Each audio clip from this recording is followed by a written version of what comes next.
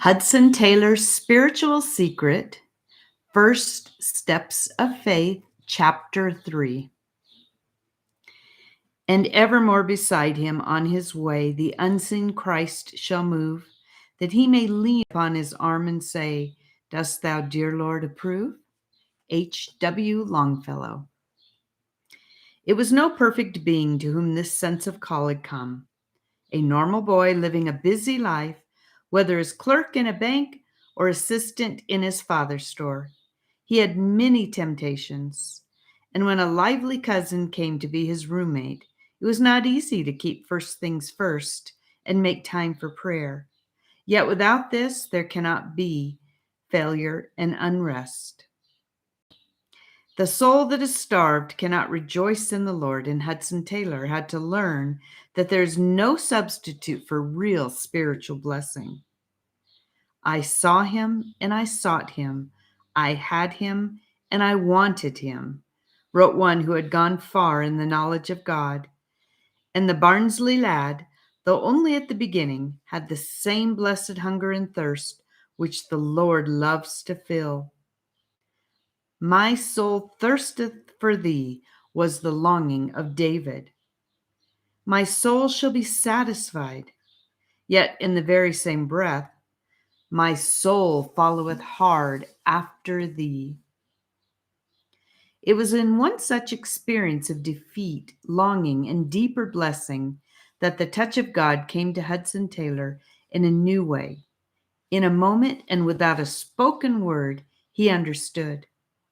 He had come to an end of himself, to a place where God only could deliver, where he must have his succor, his saving strength. If God would but work on his behalf, would break the power of sin, giving him inward victory in Christ, he would renounce all earthly prospects.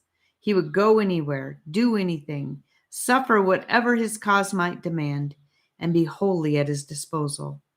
This was the cry of his heart, if God would but sanctify him and keep him from falling. And this from his journal. Never shall I forget, he wrote long after, the feeling that came over me then. Words cannot describe it. I felt I was in the presence of God, entering into a covenant with the Almighty. I felt as though I wished to withdraw my promise, but could not.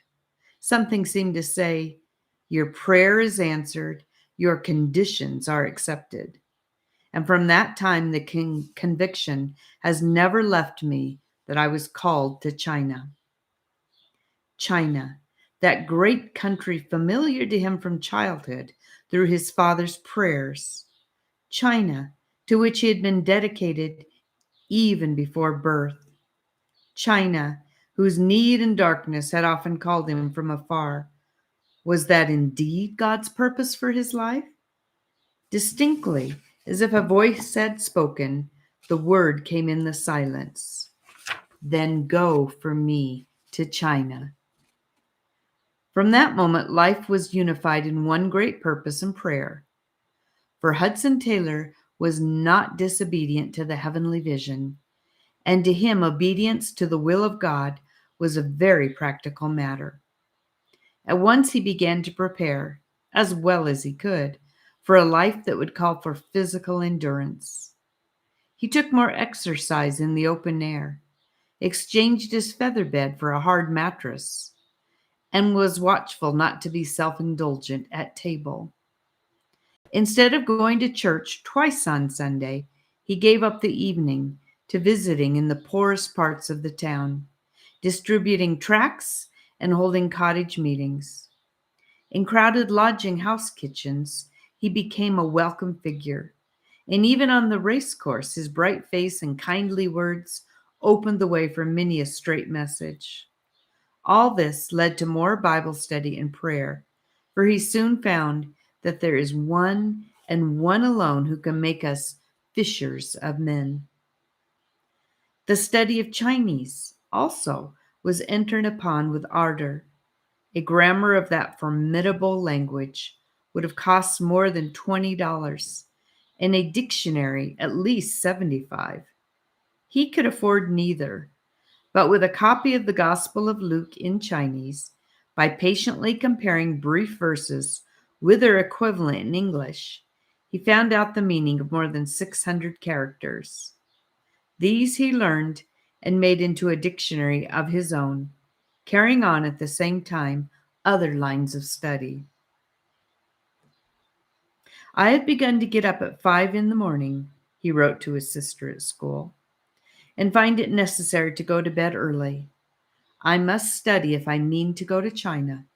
I am fully decided to go and am making every preparation I can.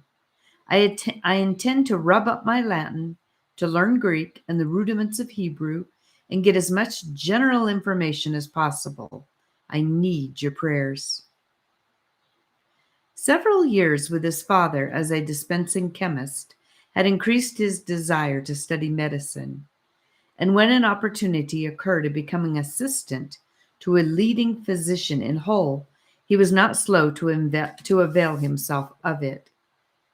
This meant leaving the home circle, but first in the doctor's residence, and later in the home of an aunt, his mother's sister. The young assistant was still surrounded with refinement and comfort. This proved indeed one of the elements in the new life which led him to serious thinking. Dr. Hardy paid a salary sufficient to cover personal expenses, but Hudson Taylor was giving, as a matter of duty and privilege, a tenth of all that came to him to the work of God.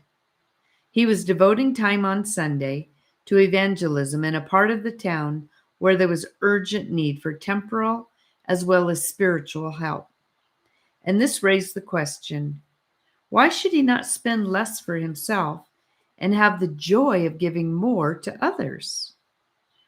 On the outskirts of the town, beyond some vacant lots, a double row of cottages bordered a narrow canal, which gave the name of Drainside to the none too attractive neighborhood. The canal was just a deep inch. The canal was just a deep ditch into which Drainside people were in the habit of throwing rubbish or to be carried away, in part, whenever the tide rose high enough. For Hull is a seaport town. The cottages, like peas in a pod, followed the windings of the drain for half a mile or so, each having one door and two windows. It was for a rented room in one of these little places that Hudson Taylor left his aunt's pleasant home on Charlotte Street. Mrs. Finch, his landlady, was a true Christian and delighted to have the young doctor under her roof. She did her best, no doubt, to make the chamber clean and comfortable, polishing the fireplace opposite the window and making up the bed in the corner farthest from the door. A plain deal table and a chair or two completed the appointments. The room was only 12 feet square and did not need much furniture. It was on a level with the ground and opened familiarly out of the kitchen. From the window, one looked across to the Founder's Arms, a countrified public house whose lights were useful on dark nights, shining across the mud and water of the drain. Whatever it may have been in summer, toward the close of November, when Hudson Taylor made it his home, Drainside must have seemed dreary enough. To add to the changed conditions, he was boarding himself, which meant that he bought his meager supplies as he returned from surgery and rarely sat down to a proper meal. His walks were solitary, his evenings spent alone, and Sundays brought long hours of work in his district or among the crowds who frequented the Humber dock. Having now the twofold object in view, he recalled, of accustoming myself to endure hardness, and of economizing in order to help those among whom I was laboring in the gospel, I soon found that I could live upon very much less than I had previously thought possible. Butter, milk, and other luxuries I ceased to use, and found that by living mainly on oatmeal and rice, with occasional variations, a very small sum was sufficient for my needs. In this way, I had more than two-thirds of my income available for other purposes, and my experience was the less I spent on myself and the more I gave to others, the fuller of happiness and blessing did my soul become. For God is no man's debtor, and here in his solitude, Hudson Taylor was learning something of what he can be to the one who follows hard after him. In these days of easy-going Christianity, is it not well to remind ourselves that it really does cost to be a man or woman whom God can use? One cannot obtain a Christ-like character for nothing. One cannot do a Christ-like work save at great price. Can ye drink of the cup that I drink of, and be baptized with the baptism wherewith I am baptized? China was occupying no little public attention at this time because of the remarkable developments of the Taiping Rebellion. Many were praying, and countless hearts were more or less stirred about its evangelization. But when disappointment came, and the failure of enterprises that promised well, the majority ceased to help or care. Prayer meetings dwindled to nothing, would-be missionaries turned to other callings, and contributions dropped off to such an extent that more than one society actually ceased to exist. But here and there were those upon whom the Lord could count, poor and weak perhaps, unknown and unimportant, but ready, by grace, to go all lengths in carrying out his purposes. Here in his quiet lodging at Drainside was such a man. With all his limitations, Hudson Taylor desired supremely a Christ-like character in life.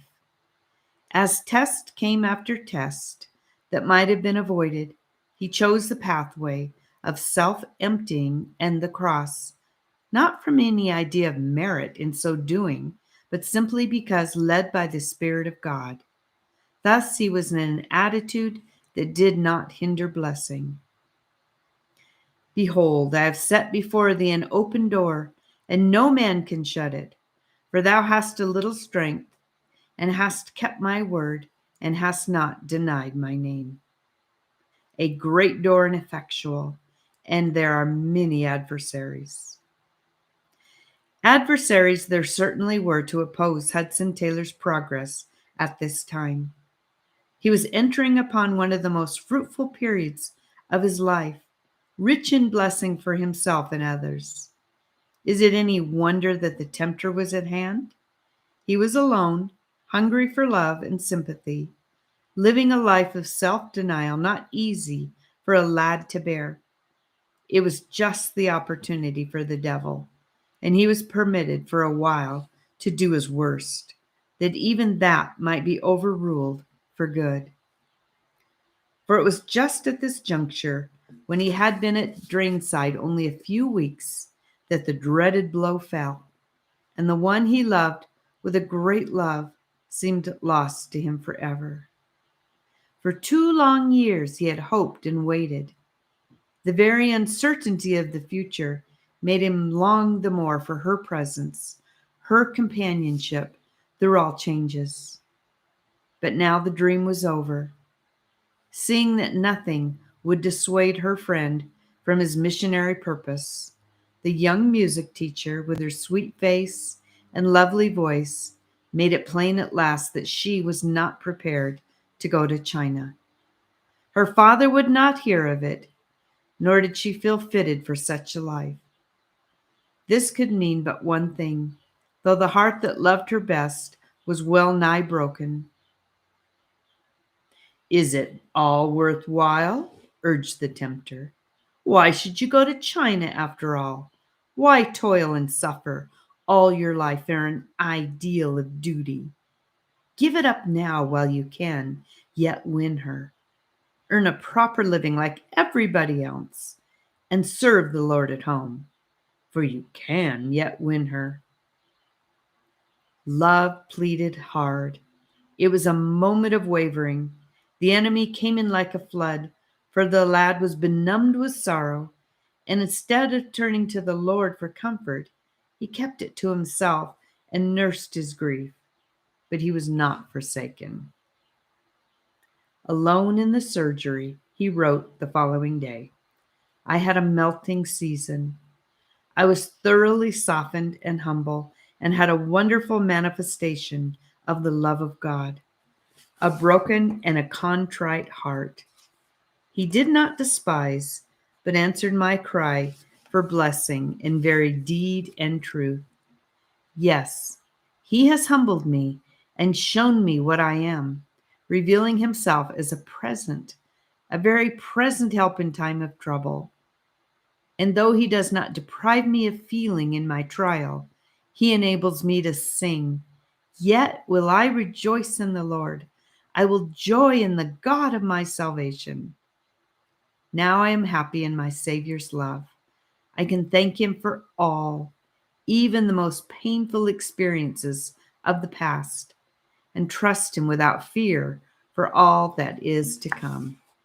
That's the end of chapter 3. Thank you so much for listening.